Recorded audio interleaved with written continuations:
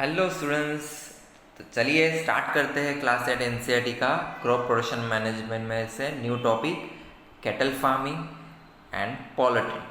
Poultry farming दो animal husbandry को हम स्टडी करेंगे और नेक्स्ट लेक्चर में जो एनिमल हस्बेंड्री के पार्ट्स है वो देखेंगे। इसके बाद हम देखेंगे एमसीक्यू। ओके चलिए कैटल फार्मिंग देखो, इजीली आपको इमेजेस पर से तो पता ही चल गया होगा कि भाई इसमें हम क्या डिस्कस करने वाले हैं। और पोल्ट्री फार्मिंग में भाई कितना अच्छे से देख रहे बंदा, उसको भी लग रहा है भाई मैं तो कुछ दिन का ही मेहमान हूँ, क्योंकि ये जो फार्मर है मेरा आगे चल के फ्यूचर में क्या करेगा कुछ पता नहीं।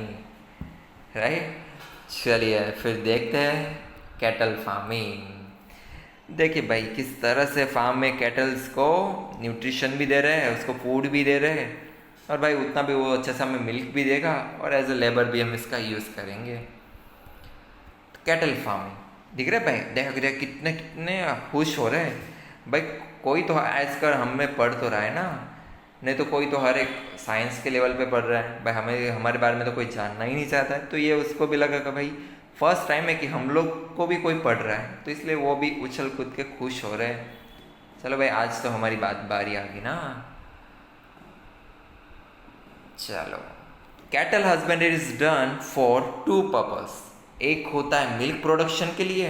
देखिए अरे बाप कितना सारा मिल्क है ना, तो अगर इतना सारा मिल्क अगर फार्मर को हर पर डे में मिल रहा है ना, तो वो क्या करेगा, डेयरीज फार्मिंग में अच्छे खासे पैसे भी अर्न कर पाएगा। सेकेंड है draught labour for agriculture work for like tilling and irrigation. Right, तो कैटल्स का यूज़ हो फार्म में प्लॉइंग के में भी यूज़ कर सकता है, जैसे हम टिलिंग के थे उसको, या फिर हमने इरिगेशन में भी देखा था। राइट, जैसे हमने आप मुझे बताओ कि ऐसे कौन सी इरिगेशन मेथड थी जिसमें कैटल्स का यूज़ करते थे हम लोग। देखते भाई कौन अभी इसका राइट आंसर देगा। राइट, चलिए भाई तो याद रखना टू मेन पर्पज से हम कैटल्स फार्मिंग करते हैं, एक तो मिल्क प्रोडक्शन के लिए और एक लेबर्स के लिए, जिसको हम कहते हैं ड्रॉट लेबर। नेक्स्ट, अभी कैटल के दो कंपोनेंट्स होते हैं उसको फूड प्रोवाइड करने के लिए। एक होता है रफेज। तो रफेज क्या है, जैसे आपको डायग्राम में तो इजीली पता ही चल गया होगा कि एक्चुअली मैं किसके बारे में कह रहा हूँ। तो इसको हम क्या कहते हैं, सिंपल रफेज। रफेज क्या है, जिसके अंदर हाई फाइबर होगा बट उसकी कंपेरिजन जो प्रोटीन होगा लेस होगा। It contains large amount of fibre which includes hay fibre, silage, fodder and legume like berseem, lucerne and cowpea. तो रफेज क्या होता है, जिसके अंदर फाइबर कंटेंट ज़्यादा होगा और बट थोड़े अमाउंट में प्रोटीन उसमें कम होंगे, थोड़े से प्रेशर होंगे बट इसके अंदर फाइबर क्वांटिटी ज़्यादा होगा। तो उस फूड को हम क्या कहते हैं, रफेज। जैसे डायग्राम में कुछ हो रहा है बड़े से रफेज देखो। नेक्स्ट सेकेंड आता है कॉन्सनट्रेट। कॉन्सनट्रेट क्या होता है, जिसके अंदर हाई लो फाइबर होगा बट इसके अंदर क्या होगा, हाई प्रोटीन। ये रहे देखो, कुछ फार्मर्स होते हैं ना ऐसे सीड्स वाले टैबलेट वाले जो फूड होते हैं वो डायरेक्टली ईट करवाते हैं कैटल्स को। It is a mixture of carrier like maize oats, barley, jowar, gram, rice polish, cotton seeds, gram brand, molasses and oil seeds के मॉइस्चर इन वाटर। तो यहाँ पे क्या करते हैं, इन सभी को मिक्स करके वाटर के अंदर मिक्स करके पेस्ट बना लेते हैं। राइट, और फिर उसके छोटे छोटे टैबलेट के फॉर्म में वो गोलियाँ बनाते हैं और फिर मार्केट में मार्केटिंग करना स्टार्ट कर देते हैं। फिर फार्मर क्या करता है, इजीली वो परचेस करेगा और कैटल्स को ईट करवाता है। अभी देखो इसके अंदर हाई प्रोटीन है, तो मीन्स जो भी कैटल्स होते हैं उसको क्या पसंद आएगा ज़्यादा से ज़्यादा, ये वाला। राइट, ये भी पसंद करते हैं, बट फार्मर के पास अगर मनी नहीं हो तो फिर ज़्यादा यही प्रोवाइड करेगा। अगर मनी है तो एज वेल एज ये भी प्रोवाइड करेगा एज वेल एज ये। तो याद रखना रफेज क्या होता है एंड कॉन्सेंट्रेट क्या होता है। नेक्स्ट, अभी हम देखते हैं कैटल फार्मिंग तो हमने देख लिया कि कैटल्स की रिक्वायरमेंट थी। अभी हम देखते हैं पोल्ट्री फार्मिंग। पोल्ट्री क्या होता है भाई, देखो भाई अभी आप अच्छे से इमेज को देख ही लो, शायद पता नहीं ये बेचारा कब तक वहाँ पे सर्वाइव कर पाएगा, क्योंकि भाई फार्मर तो उसको छोड़ने नहीं वाला है और आपको भी पता है कि इनका यूज़ वो कहाँ कहाँ पे कर सकता है। The rearing and caring of bird for obtaining eggs and meat for commercial purpose is known as poultry farming. तो दो मेन पर्पज से यूज करता है ये, एग के लिए एज वेल एज मीट के लिए। तो कुछ ऐसे बर्ड्स होते हैं जो एग दे रहे हैं और कुछ ऐसे बर्ड्स होते हैं जो ओनली मीट देते हैं। तो वैसे बर्ड्स को हम रेयरिंग एंड केयरिंग कर रहे हैं तो उसको फार्मिंग को हम क्या कहते हैं, poultry farming. It includes chicken, ducks, geese, turkeys, guinea, fowls, peafowls, pigeons, quails etcetera. Tension मत लो, यहाँ पे एटलीस्ट आपको 1 या 2 एग्जाम्पल्स याद रखना है, नहीं तो काफ़ी बच्चे सोचेंगे अरे यार इतने एग्जाम्पल्स।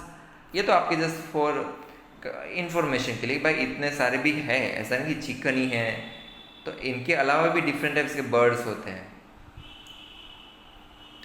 बर्ड्स हैं, अदर एनिमल्स भी होते हैं जिनका अदर पर्पज से हम यूज़ करते हैं। अभी देखो कुछ ऐसे बर्ड्स होते हैं जो एग देते हैं, ओनली एग।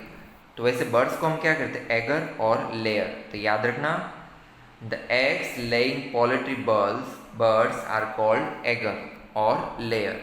सेकेंड, जो मीट दे रहे हैं तो वैसे बर्ड्स को हम क्या कहते हैं, चिकन और ब्रॉयलर। तो याद रखना, लेयर्स एंड ब्रॉयलर में क्या डिफरेंस होता है। लेयर्स जो होते हैं जो एग दे रहे हैं और ब्रॉयलर जो क्या देते हैं, मीट। तो वैसे बर्ड्स को हम क्या कहते हैं, ब्रॉयलर।